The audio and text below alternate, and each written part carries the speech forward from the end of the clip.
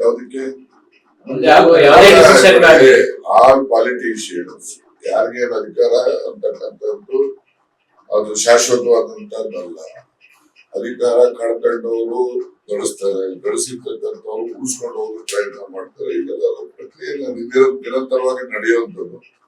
ಅವರು chief minister ಮನಸ್ಥಿತಿ ಹೈಕಮಾಂಡ್ಸ್ ಏನು ರಾಹುಲ್ ಗಾಂಧಿ ಅವರು ಏನ್ ನಿರ್ದೇಶನ ಕೊಡ್ತಾರೆ ನಿರ್ದೇಶನದಂತೆ ಅಧಿಕಾರ ತ್ಯಾಗ ಮಾಡೋಕ್ಕೂ ಸಿದ್ಧ ಇದ್ದಾರೆ, ಮತ್ತೆ ಅಧಿಕಾರದಲ್ಲಿ ಮುಂದುವರಿಯೋಕ್ಕೂ ಸಿದ್ಧ. ಅವ್ರು ತೀರ್ಮಾನದಂತೆ ಹೋಗ್ತಾರೆ. ಅಧಿಕಾರ ಮುಂದುವರಿಸಲಿ ಅನ್ನೋದೇ ಒತ್ತಾಯ. ಯಾವುದು ಈಗ ಸಿದ್ದರಾಮಯ್ಯ ಅವರನ್ನ ಮುಂದುವರಿಲಿ ಅನ್ನೋದು ಒಂದು ಕ್ಲಾರಿಟಿ ಕೊಡ್ಲಿ ಅಂತ ಹೇಳ್ತಾರೆ. ಸಿದ್ದರಾಮಯ್ಯ ಅದು ಹೈಕಮಾಂಡ್ ಅಲ್ಲಿ ತೀರ್ಮಾನ ಮಾಡುವಂತ ವಿಚಾರ.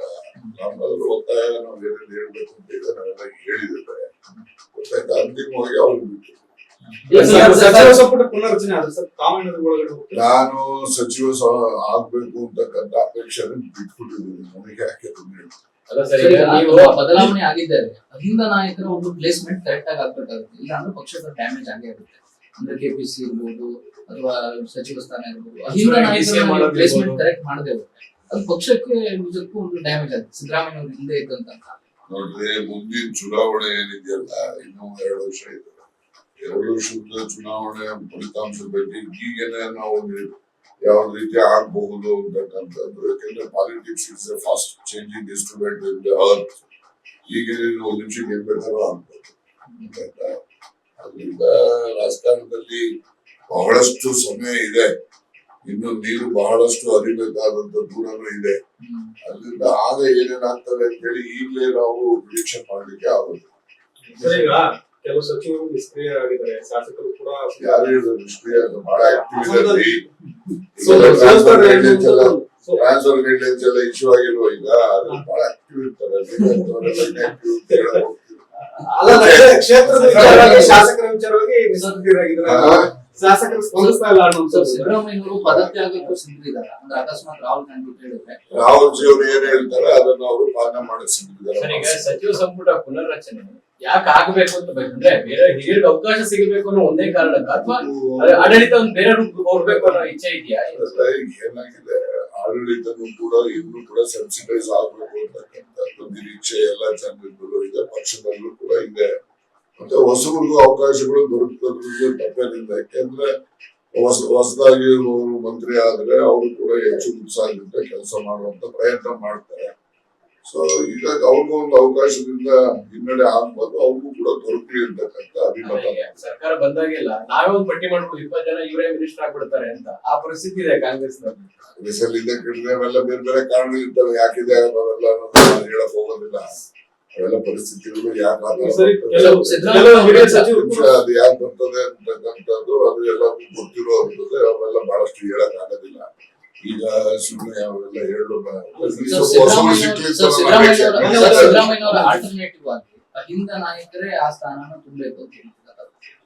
ನಾನು ಏನೇ ಅಭಿಪ್ರಾಯ ಇದ್ರು ಕೂಡ ಏನೆಲ್ಲ ಹೈಕಮಾಂಡ್ ಗಮನಕ್ಕೆ ತಂದಿದ್ದೀನಿ. ಅಂತಿಮವಾಗಿ ಹೇಳಿದ್ರಿ ಸರ್, ಸಿದ್ದರಾಮಯ್ಯನವ್ರ ನಂತರ ನಾವು ದಲಿತ ಮುಖ್ಯಮಂತ್ರಿ ಟ್ರೈ ಮಾಡ್ತೀವಿ ಅಂತ ಬಹಿರಂಗವಾಗಿ ಹೇಳಿದ್ವಿ.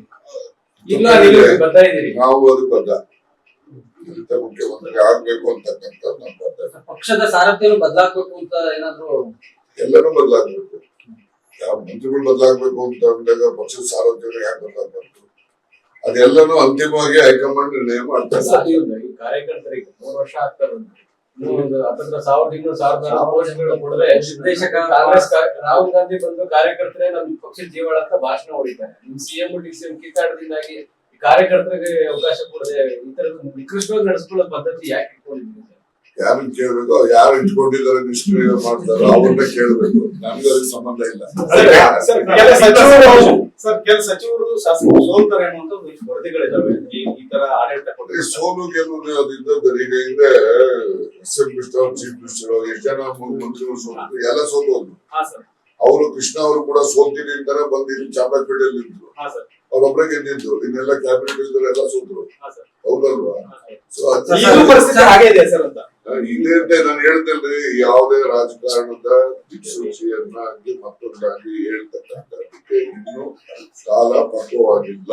ಸರ್ ಈಗ ಸರ್ ಲಾಸ್ಟ್ ಒಂದು ಕ್ವಶನ್ ಸರ್, ಮೊನ್ನೆ ಸತೀಶ್ ಜಾರಕಿಹೊಳಿ ಅವರು ಮಾತು ಹೇಳಿದ್ರು, ನಮ್ದೇ ಸರ್ಕಾರ ಇದ್ರು ಕೂಡ ಅಹಿಂದ ವರ್ಗ ಕೊಟ್ಟಿರೋ ಭರವಸೆ ಆಗ್ತಿಲ್ಲ, ಅಹಿಂದ ವರ್ಗದವರೇ ತೊಡಕಾಗ್ತಾ ಇದ್ದಾರೆ ಅಂತ ಹೇಳಿದ್ದಾರೆ.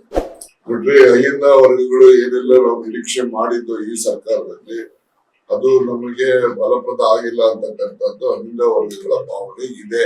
ಅದು ನಮ್ದು ಕೂಡ ಸಾಧ್ಯ. ಯಾರು ಹಂಗಾರೆ ಖುಷಿಯಾಗಿದ್ದಾರೆ ಸರ್? ಅಲ್ಪಸಂಖ್ಯಾತರು ಬಂದು ಓಪನ್ ಆಗಿ ಹೇಳ್ತಾರೆ ಈ ಸರ್ಕಾರ ಬಂದ್ರೆ ನಮಗೂ ಏನೂ ಆಗ್ಲಿಲ್ಲ ಅಂತ. ಒಂದ್ ಕೆಲಸ ಮಾಡಿ, ಒಂದು ಪ್ರಚಾರ ಮಾಡಕ್ಕೆ 13-18 ಸಿದ್ದರಾಮಯ್ಯ, 23-28 ಸಿದ್ದರಾಮಯ್ಯ, ಅಥವಾ 23ರಿಂದ ಇಲ್ಲಿವರೆಗೂ ಸಿದ್ದರಾಮಯ್ಯ, ಅಜಗಜಾಂತರ ವ್ಯತ್ಯಾಸ ಇದೆ. ಅದು ಜನ ಅದನ್ನ ಹೇಳ್ತಾರೆ ಅಷ್ಟೇ. ಲೇಟೆಸ್ಟ್ ಹಾಗೂ ಇಂಟ್ರೆಸ್ಟಿಂಗ್ ಸುದ್ದಿಗಳಿಗಾಗಿ ಬಾಸ್ ಟಿವಿ ಕನ್ನಡ ಚಾನೆಲ್ನ ಸಬ್ಸ್ಕ್ರೈಬ್ ಮಾಡಿ. ಹಾಗೆಯೇ ಬೆಲ್ ಐಕಾನ್ ಪ್ರೆಸ್ ಮಾಡಿ. ಇದರ ಜೊತೆಗೆ ಫೇಸ್ಬುಕ್, ಇನ್ಸ್ಟಾಗ್ರಾಮ್, ಎಕ್ಸ್ ನಲ್ಲೂ ಮಿಸ್ ಮಾಡದೆ ಫಾಲೋ ಮಾಡಿ.